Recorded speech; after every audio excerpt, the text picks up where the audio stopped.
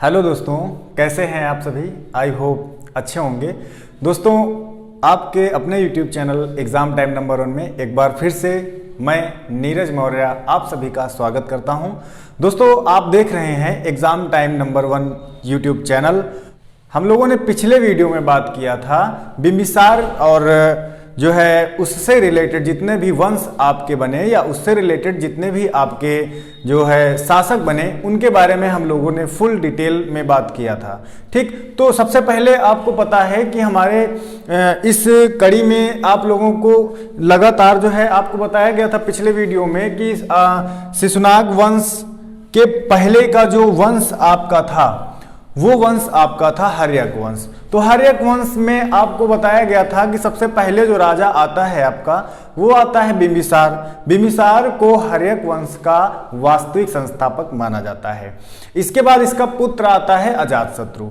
अजातशत्रु आता है और ये भी क्या करता है, अपने साम्राज्य विस्तार के लिए युद्ध करता है। ठीक, और लगातार अपने साम्राज्य विस्तार को बढ़ाता है, साम्राज्य को बढ़ाता है। तो इसके तत्पश्चात इसका पुत्र आता है अजातशत्रु का उदयन। उदयन पुत्र आता है इसका। उदयन के बाद आता है नागदशक और नागदशक के बाद नागदशक जो है हर्यक वंश का अंतिम शासक रहता है। और आपको हम बता दें, अब वहीं से जो है हम लोग बात करेंगे, उसी के आगे जो टॉपिक को क्लियर करेंगे शिशुनाग वंश को। तो शिशुनाग वंश बिल्कुल डिटेल में हम लोग पढ़ लेंगे। कुछ पॉइंट्स आपके सामने हैं, इन्हीं पॉइंट्स पर हम लोग चर्चा करते हैं। अगर वीडियो आपको अच्छी लगे तो वीडियो को लाइक जरूर करिएगा। अगर आप हमारे चैनल पर नए हैं तो चैनल को सब्सक्राइब जरूर कर लीजिएगा। और अगर कोई भी त्रुटि हो वीडियो में, कोई कमी आपको लग रही हो तो आप कमेंट बॉक्स में जरूर कमेंट करके बताया करें, क्योंकि उससे हमें मोटिवेशन मिलेगा और हम अपनी त्रुटियों को और सुधारने का प्रयास करेंगे। चलिए वीडियो को स्टार्ट करते हैं और बने रहिए वीडियो के एंड तक। चलिए, तो दोस्तों हम लोग बात करेंगे शिशुनाग वंश की। शिशुनाग वंश एक ऐसा वंश है जो 412 ईसा पूर्व से लेकर 344 ईसा पूर्व तक चलता है। शिशुनाग वंश जो है कहां से लेकर कहां तक चलता है, 412 ईसा पूर्व से लेकर 344 ईसा पूर्व तक आपका ये वंश चलता है। अब हम देखेंगे कि शिशुनाग ने अपने साम्राज्य विस्तार को कैसे आगे बढ़ाया, अपने जो है इसका पुत्र जो आता है वो उसने कैसे अपने साम्राज्य को आगे बढ़ाया। तो इन सारी चीजों को अभी हम डिस्कस करेंगे। देखिए, सबसे पहला पॉइंट हमारा आता है कि शिशुनाग ने अवंती तथा वत्स राज पर अधिकार कर लिया। ठीक, शिशुनाग ने कहां कहां पर अधिकार किया, अवंती तथा वत्स राज पर अधिकार कर उन्हें मगध साम्राज्य में सम्मिलित किया।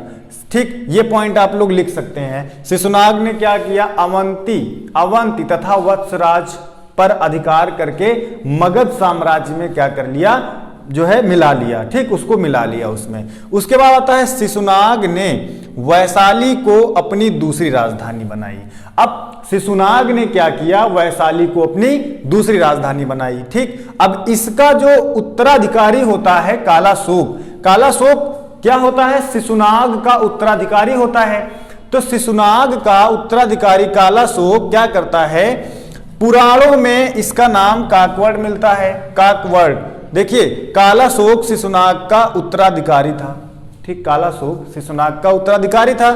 पुराणों में इसका नाम क्या मिलता है, काकवड़ मिलता है। काकवड़, ये पॉइंट आप जो है याद कर लीजिएगा कि पुराणों में कालाशोक का नाम क्या मिलता है, काकवड़ मिलता है। ओके, चलिए इसके बाद देखिए कालाशोक ने वैशाली के स्थान पर, शिशुनाग ने वैशाली को अपनी राजधानी बनाई थी, लेकिन कालाशोक क्या करते हैं, वैशाली के स्थान पर पुनः पाटलिपुत्र को अपनी राजधानी बना लेते हैं। समझ आ रही बात।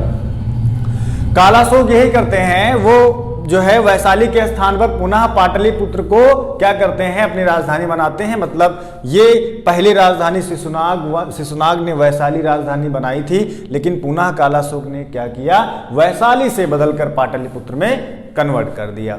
चलिए इसके बाद देखिए, गौतम बुद्ध के महापरिनिर्वाण के लगभग 100 वर्ष पश्चात, गौतम बुद्ध के महापरिनिर्वाण के लगभग 100 वर्ष पश्चात कालाशोक के शासन के दौरान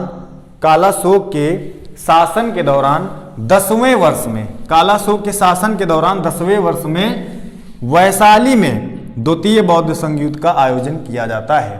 किसके? देखिए, बौद्ध गौतम बुद्ध के महापरिनिर्वाण के लगभग 100 वर्ष पश्चात, टोटल 100 वर्ष गौतम बुद्ध जी को मतलब गुजरे हुए हो जाते हैं, जाए हुए हो जाते हैं। तो कालाशोक के शासन काल में, कालाशोक के शासन काल में क्या होता है? शासन काल में 10वें वर्ष बाद, मतलब 10वें वर्ष में वैशाली में द्वितीय बौद्ध संगीत का आयोजन किया जाता है। अगर आपसे पूछा जाए कि द्वितीय बौद्ध संगीत का आयोजन कहाँ हुआ था और किसके शासनकाल में हुआ था, तो आपको सीधा सही जवाब देना है कि द्वितीय बौद्ध संगीत का आयोजन वैशाली में हुआ था और वहाँ का शासक कौन था? कालाशोक था। ये पॉइंट क्लियर हो गया। इसके बाद देखिए दोस्तों, यहाँ से बौद्ध संघ में विभेद उत्पन्न होने के कारण दो संप्रदायों में विभाजित हो जाता है। जो बौद्ध संघ होता है वहां का जो बौद्ध संघ होता है उसमें एक विभेद उत्पन्न हो जाता है। क्या उत्पन्न होता है? विभेद। और उस विभेद में दो भागों में जो है संप्रदायों को बांट दिया जाता है। एक पहला भाग आपका होता है स्थविर और दूसरा होता है महासांगिक। ठीक, पहला भाग आपका क्या होता है? स्थविर होता है पहला भाग, मतलब पहला पॉइंट। और दूसरा जो भाग आपका बढ़ता है वो होता है महासांगिक। दो संप्रदाय में बढ़ जाता है। समझ आ रही बात? अब परंपरागत नियमों में आस्था रखने वाला भिक्षु स्थविर कहलाता था। परंपरागत नियमों में आस्था रखने वाला जो भिक्षु होता था वो स्थविर कहलाता था, जो लगातार उस धर्म में, बौद्ध धर्म में लगातार विश्वास बनाए रखा, वो स्थविर कहलाता था।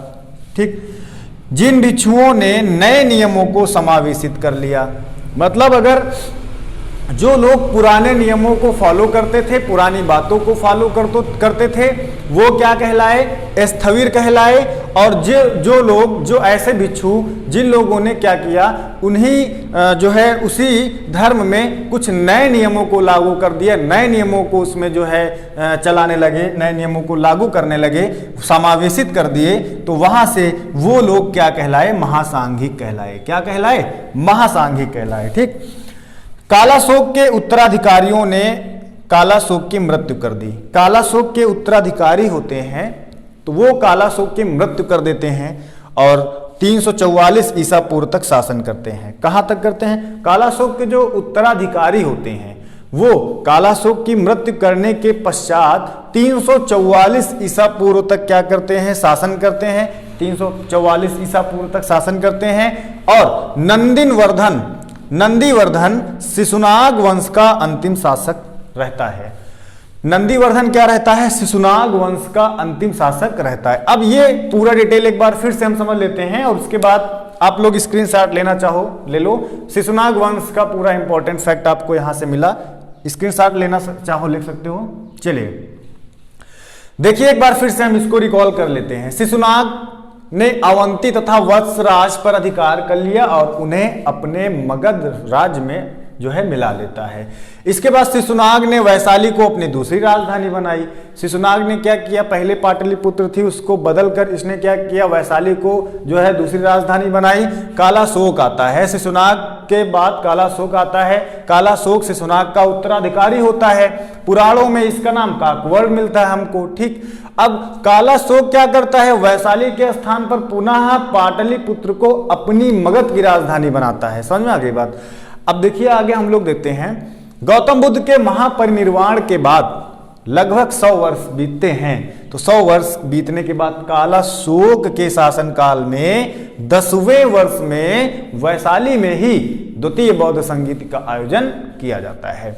अब इसके बाद देखते हैं हम लोग बौद्ध संघ में विभेद होने के कारण जो संप्रदाय होता है, बौद्ध संप्रदाय होता है, वो दो भागों में विभाजित हो जाता है। पहला होता है स्थविर और दूसरा होता है महासांगिक। ठीक, परंपरागत नियमों में या पूर्ण जो पहले के नियम थे उन नियमों में विश्वास रखने वाले भिक्षुओं को क्या कहा जाता था? स्थविर कहा जाता था। और जो नए नियमों को उसमें समावेशित कर लिया, नए नियमों को मिला लिया, वो महासांघिक कहा जाता था। ठीक, अब इसके बाद देखिए कालाशोक के उत्तराधिकारी क्या करते हैं? कालाशोक के उत्तराधिकारियों ने उसकी हत्या कर दी और 344 ईसा पूर्व तक क्या करते हैं? वो मगध की राजगद्दी पर बैठकर राज करते हैं, शासन करते हैं। इसके बाद आते हैं नंदीवर्धन। नंदीवर्धन शिशुनाग वंश के अंतिम शासक होते हैं। नंदीवर्धन मगध साम्राज्य के अंतिम शासक कौन होते हैं? शिशुनाग जो है नंदीवर्धन जो है शिशुनाग वंश के अंतिम शासक होते हैं। फिर यहां से नंदीवर्धन का भी अंत हो जाता है। और आपको हम बता दें, इसके बाद हम लोग क्या पढ़ेंगे? इसके बाद हम लोग पढ़ेंगे नंदवंश। क्या पढ़ेंगे? नंदवंश। और नंदवंश में पूरा डिटेल में हम लोग पढ़ेंगे। और नंदवंश के बाद हम लोग कहां पर जाएंगे? सीधा मौर्य वंश में जाएंगे। ठीक, फिर इसके बाद ब्राह्मण वंश में जाएंगे। ऐसे ही हम लोगों के पूरा डिटेल हम लोग जो है सबके बारे में पढ़ते रहेंगे। हमारे एग्जाम के हिसाब से जो हमारे क्वेश्चन बनते हैं उनको भी क्लियर करते रहेंगे। ठीक, टॉपिक वाइज आपको इसलिए हम लगातार पढ़ा रहे हैं क्योंकि जैसे मैंने पहले स्टार्ट किया था फिर बीच में थोड़ा सा बंद हो गया था, इसके लिए हम क्षमा चाहते हैं। लेकिन अब ऐसा नहीं होगा, आपको वीडियोस मिलते रहेंगे, डेली अपडेट आपको मिलता रहेगा। और जो भी छात्र तैयारी करता है या तैयारी करना चाहता है वो अपना हमारे चैनल को जरूर एक बार विजिट करें। और मैं प्लेलिस्ट बना दूंगा और उस प्लेलिस्ट में डेली वीडियोस मतलब आपको मिलती रहेंगी। और अभी हम प्रयास करेंगे डेली जो है करंट अफेयर्स बनाने का भी, तो डेली का डेली करंट अफेयर्स भी आपको प्रोवाइड किया जाएगा। तो इतना मैटर आप लोग शिशुनाग वंश से जो है नोट कर लीजिए, पूरा इसको तैयार कर लीजिए। इसके बाद हम लोग आगे जो आएंगे नंद वंश पर, और नंद वंश के बाद आएंगे मौर्य वंश पर। तो फिर हम लोग उसके बारे में जो है डिस्कस करेंगे। चलिए, वीडियो अगर आपको अच्छी लगी हो, अगर वीडियो पसंद आई हो तो लाइक, शेयर और सब्सक्राइब जरूर करिएगा। मिलते हैं फिर अगले वीडियो में। जय हिंद।